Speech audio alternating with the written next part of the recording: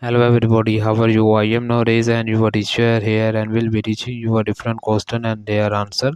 So I welcome you on classtheta.com where we'll be discussing questions. So let's say get on the question. So our today question is the total cost of a jobs calculated by adding the total direct labor cost, direct materials cost and option A actual manufacturing overhead cost and the applied manufacturing cost. Option B actual manufacturing overhead cost.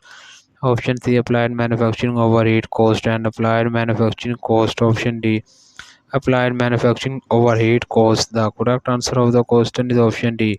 So that the answer of the question. If you are searching any other question, please visit www.classtheta.com and find on the search section. If you have any question to ask, there are now sessions on the right side of the website.